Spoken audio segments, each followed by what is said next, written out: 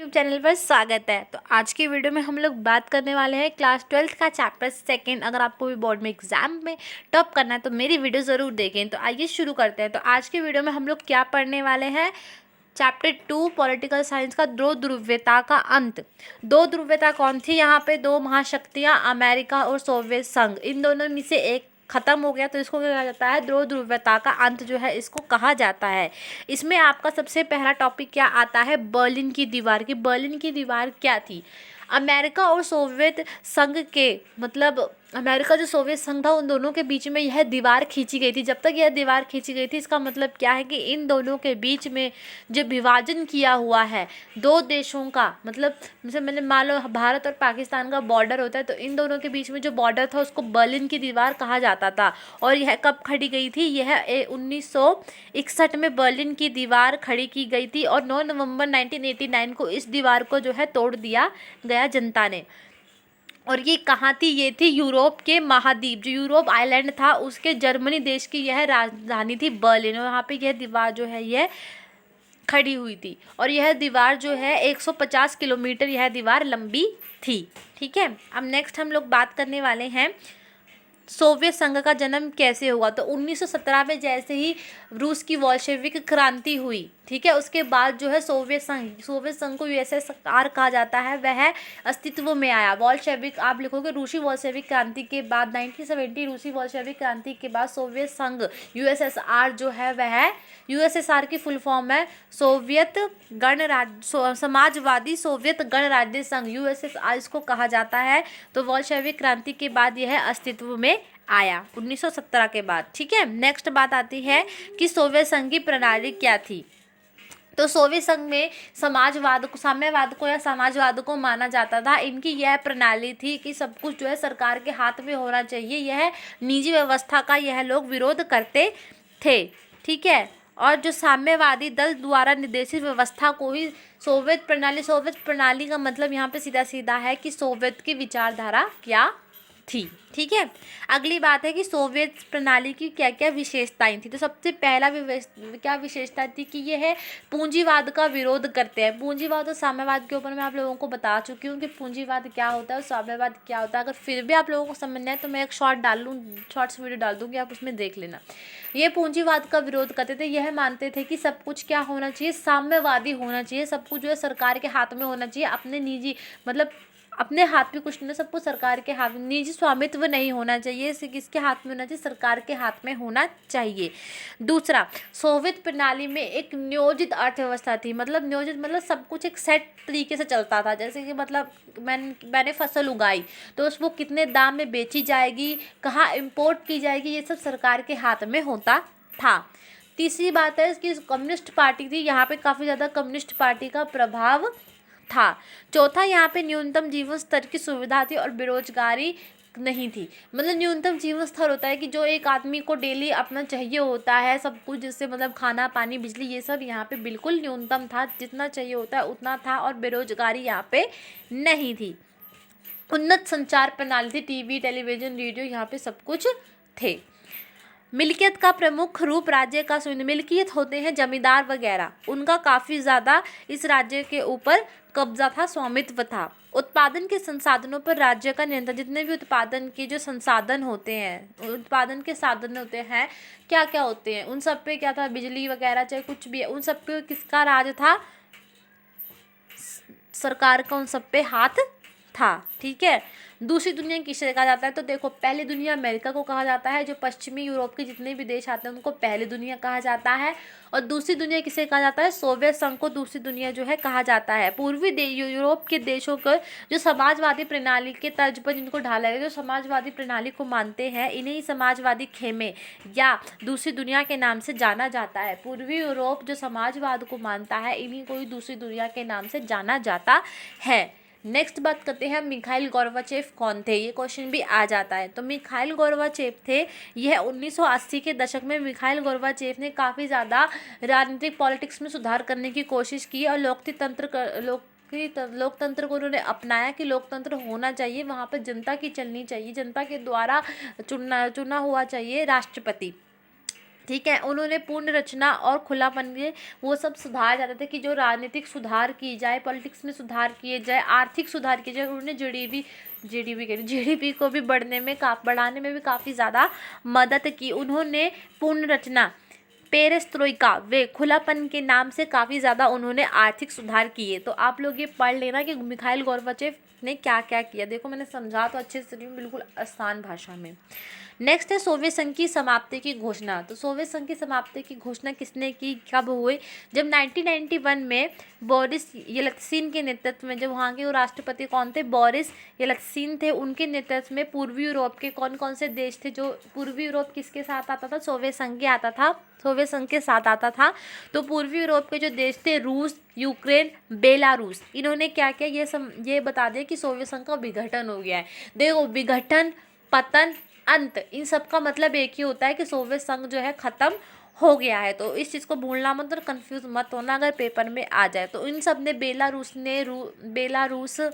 रूस और यूक्रेन ने, इन सब ने तीनों ने क्या कहा, इन्होंने घोषणा कर दी। उस समय राष्ट्रपति कौन थे, बोरिस येल्त्सिन थे। 1991 में इन्होंने घोषणा कर दी कि अब सोवियत संघ नहीं रहा। CIS स्वतंत्र राज्यों का राष्ट्रकुल बना, CIS बना और 15 नए राष्ट्र बाहर निकल कर आए, 15 नए राष्ट्रों का उदय हुआ।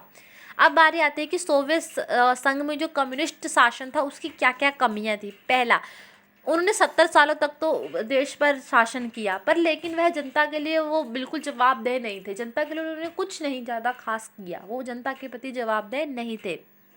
ठीक है। कम्युनिस्ट शासन में प्रशासनिक और राजनीतिक रूप से गतिरोध हो चुका था, वह बिल्कुल भी जनता की बात नहीं सुनते थे, वो लोग अपना ही फायदा देखते थे। ठीक है। भारी भ्रष्टाचार बन चुका था, गलतियों को सुधारने में शासन व्यवस्था असक्षम थी। भ्रष्टाचार काफ़ी ज़्यादा हो चुका था, जितनी भी लोग गलतियाँ मतलब वो लोग कुछ सुधार नहीं कर रहे थे, जो भी गलती थी उनको सुधारने की बिल्कुल भी कोशिश वह नहीं कर रहे थे, वो कर ही नहीं सकते थे, वो इस चीज़ में असक्षम थे बिल्कुल ही। विशाल देश में केंद्रीकृत शासन प्रणाली थी, पूरे देश में जो भी फैसला लेगी वो केंद्र ही लेगी, यही इनकी प्रणाली थी। ऐसा नहीं है कि कोई और ले रहा है, नहीं, सिर्फ केंद्र ही फैसला लेगी। ठीक है। जैसे केंद्र में तो कौन यहाँ पे हमारे केंद्र में कौन आता है, प्रधानमंत्री आते हैं, और बाकी जैसे आपका हर एक स्टेट में, हर एक राज्य में कोई ना कोई तो बना होता है। जैसे दिल्ली में केजरीवाल है, तो ऐसे वहाँ पे नहीं था, वहाँ पे सिर्फ एक पूरे जितना भी था उनका क्षेत्र, उसके लिए सिर्फ एक केंद्र ही था, सिर्फ केंद्र ही, राष्ट्रपति ही लेता था फैसले। तो ये भी कारण था। सत्ता का जनाधार खिसकता जा रहा था, सत्ता काफ़ी ज़्यादा बढ़ती जा रही थी, वे लोगों की तरफ नहीं थी। कम्युनिस्ट पार्टी में तानाशाही हुई थी, मतलब मनमर्जी होने लगी थी, नेता अपने चलाते थे, जिसको जनता की कोई भी पड़ी नहीं थी, नेता सिर्फ अपने ही चलाते थे। पार्टियों के अधिकारियों को आम नागरिक से कुछ ज़्यादा ही विशेष अधिकार मिले हुए थे। ठीक है। अब बारी आती है कि सोवियत राज्य, मतलब यहाँ पे स्वतंत्र राज्यों, सोवियत संघ, मतलब सोवियत संघ के अंत के क्या कारण है, विघटन के क्या कारण है, कि सोवियत संघ कैसे खत्म हुआ, उसके क्या कारण थे, ये मतलब है। नागरिक जो थे, वहाँ की जो जनता थी, उनका राजनीतिक पॉलिटिक्स की तरफ तो उनका विश्वास पहले ही उठ चुका था, और आर्थिक आकांक्षाओं को वो लोग पूरा नहीं कर पा रहे थे। अब न्यूनतम स्तर होना चाहिए, और भी तो चीज़ें चाहिए। अब एक बंदा है, वो अगर मान लो उसकी सैलरी 1000 रुपये, अगर वो 500 रुपये कमरे का किराया दे रहा है, 700 रुपये कमरे का किराया दे रहा है, तो ये चीज़ ठीक नहीं है। तो वह लोगों की राजनीतिक और आर्थिक आकांक्षाओं को पूरा नहीं कर पा रहे थे। दूसरा, सोवियत प्रणाली पर नौकरशाही का शिकंजा था, काफ़ी ज़्यादा जो मतलब नेता थे वो अपने आप को ही ज़्यादा समझते थे, जो वहाँ पे जो काफ़ी ज़्यादा प्रभावशाली शक्तिशाली लोग थे वही वहाँ पर राज चलाते थे, आम जनता की कोई भी सुनवाई नहीं होती थी। कम्युनिस्ट पार्टी का बहुत बुरा शासन चल रहा था, वहाँ पे कम्युनिस्ट पार्टी जनता के लिए कुछ भी नहीं कर रही थी। सोवियत संघ ने जितना भी अपना जो पैसा था वो सारा संसाधन पूर्वी यूरोप में ज़्यादा लगाया, ताकि वहाँ पे उनका कंट्रोल जो है वह बने रहे। मतलब सोवियत संघ का जितना भी पैसा था, जितने भी उनके संसाधन थे, उन्हें सारे कहाँ पे लगा दिए, पूर्वी यूरोप में लगा दिए, ताकि उनका कंट्रोल वहाँ पर बना रहे लोगों को। और ये गलत बोला कि नहीं, हम लोग तो विकास कर रहे हैं। संसाधनों का ज़्यादा इस्तेमाल जो है उन्होंने परमाणु हथियार बनाने में किया, और टेक्नोलॉजी के मामले में काफ़ी ज़्यादा पीछे था वो अमेरिका जैसे देशों से। ठीक है। रूस की काफ़ी ज़्यादा प्रभाव था, रूस वहाँ पे सबसे बड़ा माना जाता था, कि रूस ज़्यादा शक्तिशाली था, वो ज़्यादा बड़ा वहाँ पर माना जाता था। गोर्बाचेव ने जो सुधार कर रहे थे, लोकतंत्रीकरण हो गया, या आपका वो पेरेस्ट्रोइका खुलापन, और वैसा वो जो है क्या क्या था, खुलापन और एक सेकंड देख लूँ मैं, खुलापन था और एक पूर्ण रचना, उनका यह लोग विरोध जो है यह कर रहे थे। ठीक है। अर्थव्यवस्था काफ़ी ज़्यादा खराब हो चुकी थी और उपभोक्ता वस्तुओं की कमी हो चुकी थी, जो मतलब आप लोग दाल पानी खाना ये सब काफ़ी ज़्यादा वहाँ पर कमी हो गई थी। राष्ट्रवादी भावना और संप्रभुता की इच्छा का प्रभाव, लोगों के अंदर ये इच्छा आ रही थी कि काश हमारे लिए कोई कुछ कर दे। ठीक है, ये सब कुछ वहाँ पे ख़त्म हो गया था। सोवियत प्रणाली की सत्तावादी हो गई थी। सब मतलब सोवियत प्रणाली कैसे सत्ता मतलब अपनी सत्ता चलाती थी इन, और लोगों के प्रति जवाब देती थी, लोगों के लिए कुछ भी नहीं कर रही थी। यहाँ तक कि वो लोगों, अगर लोग कोई सवाल करे तो वो उसके प्रति भी वो कोई जवाब नहीं दे सकती थी। ठीक है। नेक्स्ट आता है आपका सोवियत संघ जो मतलब टूटा तो उसके क्या क्या कारण थे, खत्म हुआ तो उसके क्या क्या कारण थे। पहला, शीत युद्ध, मतलब सॉरी कारण नहीं, परिणाम क्या हुए, मैं थोड़ा फास्ट बोल रही हूँ, थोड़ा दिमाग से आउट हो रहा है। क्या क्या परिणाम रहे, मतलब जब ख़त्म हो गया तो उसके क्या क्या परिणाम रहे। पहला, शीत युद्ध खत्म हो गया, अब जो 2 ध्रुवता था वो अब 1 ध्रुव रह गया। ठीक है। अमेरिका का वर्चस्व आ गया, अब अमेरिका काफ़ी ज़्यादा ताकतवर हो गया। ठीक है। एक ध्रुवीय विश्व बन गया, मैंने पहले बता दिया है। हथियारों की होड़ भी खत्म हो गई, विचारधारा की लड़ाई भी खत्म हो गई। अगर आपको समझ नहीं आए कि पेपर में क्या लिखना, तो आप ऐसे लिखते हो कि हथियारों की होड़ भी खत्म हो गई और विचारधारा भी खत्म हो गई। विश्व बैंक और अंतर्राष्ट्रीय मुद्रा कोष जैसे संस्थाएं जो है अब अमेरिका जैसे उसकी सलाह बन गई। पहले तो वो सोवियत संघ की भी थी, पर लेकिन अब वो किसकी बन गई कि जो ज़्यादा ताकतवर है वो उस तरफ जो है वो विश्व बैंक और अंतर्राष्ट्रीय मुद्रा कोष उस तरफ खिसक गई। ठीक है। रूस जो है वो अब सोवियत का अधिकारी बन गया। ठीक है। जो था वो तो ख़त्म हो गया, पर अब जो रूस जो है वहाँ का अधिकारी बन गया। ठीक है। पूरे राजनीति में शक्ति संबंध के पूरे परिवर्तन हो गए। जो पहले जो सोवियत संघ जो मतलब सोवियत संघ के साथ अमेरिका के जितना वो कुछ था वो सब कुछ खत्म हो गया, सब कुछ नए तरीके से होने लगा। समाजवादी जो विचारधारा थी उस पर अब क्वेश्चन मार्क लग गया और सबने पूंजीवाद को अपनाने लगे। उदारवादी लोकतंत्र बढ़ा, शॉक थेरेपी को अपनाया गया। ठीक है। अब बारी आती है कि हथियारों की होड़ की कीमत। सोवियत संघ ने हथियारों की होड़ में अमेरिका को बहुत ज़्यादा टक्कर दी, पर लेकिन वह टेक्नोलॉजी के मामले में पीछे रह गया। ठीक है। उत्पादकता और गुणवत्ता के मामले में भी वो काफ़ी ज़्यादा मतलब किसी चीज़ के उत्पादन करने में भी वो काफ़ी ज़्यादा पीछे रह गया। अब बारी आती है शॉक थेरेपी। शॉक थेरेपी का मतलब होता है, ये बहुत इंपॉर्टेंट है। शॉक थेरेपी का मतलब होता है कि किसी को चोट पहुँचाकर फिर उसका इलाज करना। ठीक है। साम्यवाद जैसे ही खत्म हो गया तो लोगों ने, सोवियत संघ के गणराज्यों ने, जो सोवियत संघ के जो गणराज्य थे उन्होंने विश्व बैंक और अंतर्राष्ट्रीय मुद्रा कोष ने उनको सलाह दी कि आप लोग जो हैं वो साम्यवाद से पूंजीवाद की तरफ चले जाओ। ठीक है। साम्यवाद से पूंजीवाद की तरफ परिवर्तन करने को ही क्या कहा गया, शॉक थेरेपी कहा गया। सौम्य मतलब साम्यवाद से पूंजीवाद की और संक्रमण के मॉडल को मतलब परिवर्तन के मॉडल को क्या कहा गया, शॉक थेरेपी इसे कहा गया। और ये किसने सलाह दी थी, विश्व बैंक और अंतर्राष्ट्रीय मुद्रा कोष ने कहा, क्योंकि सोवियत संघ तो समाप्त हो गया, तो आप लोग ऐसा करो कि अब आप किसी तरफ चले जाओ, पूंजीवाद की तरफ चले जाओ। तो सबसे पहला है कि शॉक थेरेपी की क्या क्या विशेषता थी। मिल्कियत का प्रमुख निजी स्वामित्व। मिल्कियत मतलब जमींदार वगैरह होते हैं उनका काफ़ी ज़्यादा क्या हो गया, उन पर स्वामित्व हो गया। ठीक है। राज्य की संपत्ता, जो राज्य की संपत्ता, अब जो राज्य की जो सरकार के हाथों में था उन सबका क्या हो गया, अब निजीकरण जो है वहाँ पर हो गया। जो सामूहिक फार्म थे उनको क्या बना दिया गया, अब निजी फार्म बना दिया गया। पूंजीवाद पद्धति से खेती की जाने लगी। अब मतलब अब ये है कि अब आपकी मर्जी, आप जितना जो उगा रहे हो आपकी मर्जी, आप जितने दाम में बेचो। ठीक है। मुक्त व्यापार को अपनाया गया, बिल्कुल खुला व्यापार अपनाया गया। मुद्राओं की आपसी परिवर्तनता हुई। ठीक है। मुद्रा की अदला बदली। पश्चिमी देशों की आर्थिक व्यवस्था से जुड़ाव होगा। अब पूर्वी तो खत्म हो गया, तो उन्होंने जो पूर्व के जो बाकी जो बचे हुए थे, सोवियत संघ खत्म हुआ तो पूर्व के जितने लोग थे उनका पश्चिमी देशों की तरफ झुकाव हो गया अब ज़्यादा। पूंजीवाद के अलावा किसी भी ऑप्शनल व्यवस्था को स्वीकारने से पूंजीवाद को ही माना गया, इसके अलावा किसी भी चीज़ को नहीं अपनाया गया। अब शॉक थेरेपी के क्या क्या परिणाम हुए, ये बिल्कुल असफल रहा। ठीक है। रूस का जितना भी जो औद्योगिक ढांचा था वो पूरा चरमरा गया, पूरा ख़त्म हो गया, ख़राब हो गया। रूसी की जो मुद्रा थी उसमें जो मतलब यहाँ पे एक लिखा हुआ है कि पश्चिमी मुद्राओं की आपसी परिवर्तनता, मुद्राओं की आपसी परिवर्तनता मतलब चेंज किया गया उसको। ठीक है। रूसी मुद्रा थी उसमें गिरावट की गई। समाज कल्याण की पुरानी व्यवस्था नष्ट कर दी गई। सरकारी रियायत ख़त्म हो गई, सरकार थोड़ी बहुत रियायत देती थी वो भी अब ख़त्म हो चुकी थी। लोग बहुत गरीब हो गए, अमीर और गरीब के बीच की खाई बढ़ गई। 90% लोगों ने जो अपनी कंपनियां थी वह अमीर लोगों को बेच दी बिल्कुल ही बहुत कम पैसों में, ठीक है। और इसे इतिहास की सबसे बड़ी गैराज सेल भी कहा गया। खाने का संकट हो गया, जीडीपी गिर गई काफ़ी ज़्यादा, लोग काफ़ी ज़्यादा गरीब हो गए, ठीक है। कमज़ोर संसद में राष्ट्रपति को अधिक शक्तियाँ मिल गई, जिससे क्या हुआ, उनका सत्तावादी शासन शुरू हो गया। अब गराज सेल क्या कहा गया, मैंने बताया आपको 90% लोगों ने क्या किया, अपनी जो कंपनियां हैं वह बहुत कम दामों में औरों को बेच दी। तो इसी को क्या कहा गया, आपके गराज सेल जो है इसी को कहा गया। नेक्स्ट आते कि गराज सेल से कैसे हालात हुए। तो गराज सेल जो में क्या हुआ था मेन, तो मतलब लोगों ने अपने इतनी बड़ी बड़ी कंपनियां बहुत सस्ते दामों में बेच दी, ठीक है। हालांकि ऐसा हुआ था कि जो मतलब जितनी भी कंपनियां थी उसको खरीदने का अधिकार तो सबको मिला था, लेकिन वहाँ के लोगों को पैसे की ज़रूरत थी। तो उन लोगों ने क्या किया, वहाँ पर उन लोगों ने उस चीज़ को काफ़ी ज़्यादा कम हाथों मतलब उनने काला बाजारी कर दी, अपने अधिकार पत्र दूसरों को देकर उनसे पैसे ऐंठ लिए या पैसे ले लिए।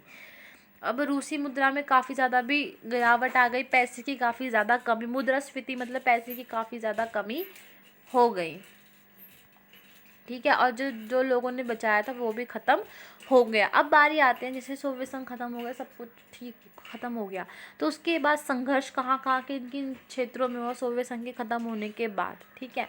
सबसे पहला जो पूर्व सोवियत संघ के अधिकांश गणराज्य संघर्ष की आशंका वाले क्षेत्र हैं।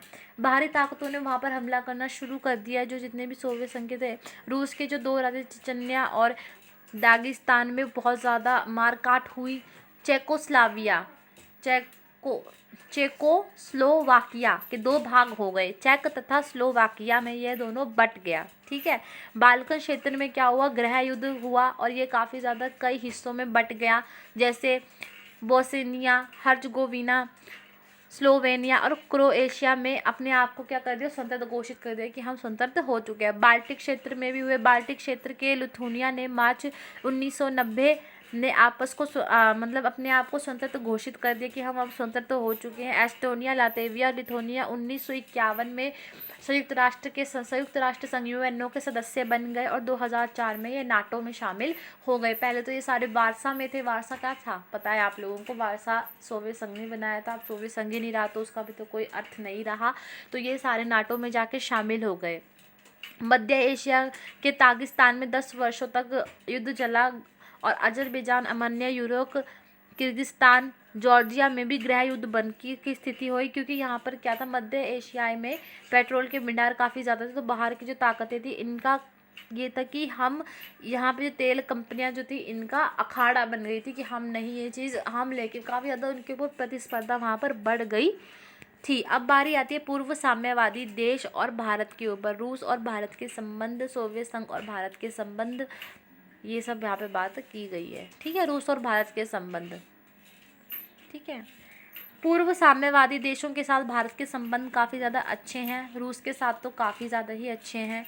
दोनों का सपना है बहुध्रुवीय विश्व। बहुध्रुवीय का अर्थ होता है कि शक्तियों को अंतर्राष्ट्रीय मैनेजमेंट में इस तरीके से डिस्ट्रीब्यूट किया जाए, ठीक है। और इसी को क्या कहते हैं, बहुध्रुवीय विश्व जो है कहा जाता है कि ये दोनों मानते हैं कि हर एक क्षेत्र को शक्ति मिले, हर एक क्षेत्र को शक्ति मिले।